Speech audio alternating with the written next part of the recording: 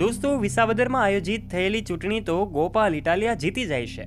આમ આદમી પાર્ટીના ઉમેદવાર ચૂંટણી જીત્યા બાદ એમનો જે કાંઈ પણ જયઘોષ થઈ રહ્યો છે, ચારે તરફ જય ગોપાલના નારાઓ લાગી રહ્યા છે. આ તમામ વાતોની વચ્ચે ગોપાલ ઇટાલિયા પણ ભાવુક થઈ જાય છે. આ દ્રશ્યો અમે તમને બતાવી રહ્યા છીએ.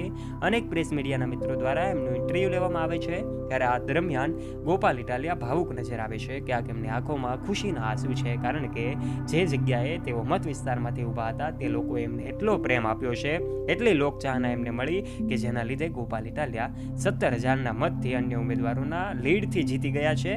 અને જ્યારે હવે તેઓ દિલ્હીમાં પોતાના આમ આદમી પાર્ટીના મુખ્ય જેવો કહેવાય છે એવા અરવિંદ કેજરીવાલજીને મળવા માટે પણ પહોંચે છે, ત્યાં પણ એમનું સ્વાગત કરવામાં આવે છે અને ભવ્યથી ભવ્ય સ્વાગતની વચ્ચે એમને હેલિકોપ્ટરમાં સ્વાગત થાય છે અને ત્યારબાદ જે કાંઈ પણ એમનું રાષ્ટ્રીય સંબોધન છે પહેલી વાર તે રજૂ કરે છે. ત્યારે વિસાવદરની જે જનતા છે એમણે મત આપ્યા છે અને ગોપાલ ઇટાલિયાને એમએલએ ગોપાલ ઇટાલિયા બનાવ્યા છે. ત્યારે પ્રેસ મીડિયામાં જ્યારે અનેક સવાલો ગોપાલ ઇટાલિયાને થઈ રહ્યા હતા, ત્યારે એમણે સૌ વિસાવદરની જનતાનો આભાર માન્યો હતો.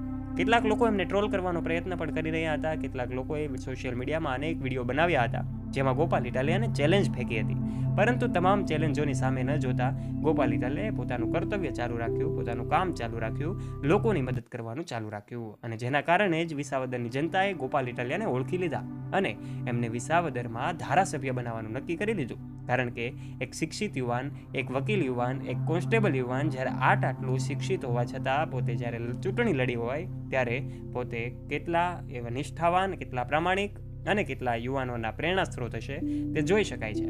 ત્યારે અલગ અલગ લોકો દ્વારા વિસાવદરમાં ચૂંટણી જીતના બદલામાં પણ ગોપાલ ઇટાલિયાનું ભવ્ય સ્વાગત થયું. વિધાનસભામાં હવે જ્યારે ગોપાલ ઇટાલિયા એટલે કે એમએલએ ગોપાલ ઇટાલિયાનો અવાજ જ્યારે ગુંજતો થવાનો છે, ત્યારે ચારે તરફ જય ગોપાલના નારાઓ લાગી રહ્યા છે.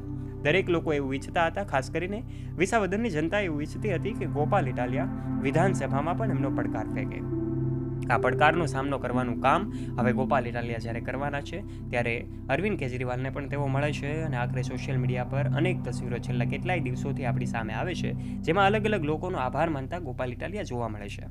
પોતે હવે ધારાસભ્ય બની ગયા છે, છતાં પણ એમને કોઈ પણ જાતનું અભિમાન નથી, કારણ કે દરેક લોકો જેમના કારણે ગોપાલ ઇટાલિયા જીત્યા છે તમામ લોકોને તે મળે છે. ગામોગામ જઈને સૌ લોકો દ્વારા એમને આભાર વ્યક્ત કરવામાં આવે છે અને એમનું સન્માન પણ કરવામાં આવે છે અને ગોપાલ ઇટાલિયાનું દિલ્હી ખાતે પણ ભવ્ય સ્વાગત થયું, એમનું સન્માન થયું. અને આ તસવીરો પ્રેસ મીડિયામાં જ્યારે ગોપાલ ઇટાલિયાને સવાલો થતા હતા ત્યારે એમને ચેલેન્જ ફેંકનારા સૌ લોકોને પણ એમણે એવું કહ્યું કે ભગવાન સૌનું ભલું કરે.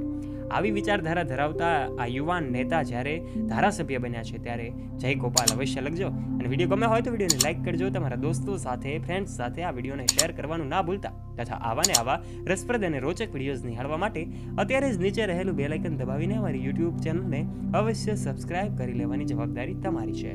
મળીશું એક નવા વિડીયો સાથે. ત્યાં સુધી વ્યસ્ત રહો, મસ્ત રહો અને તંદુરસ્ત રહો.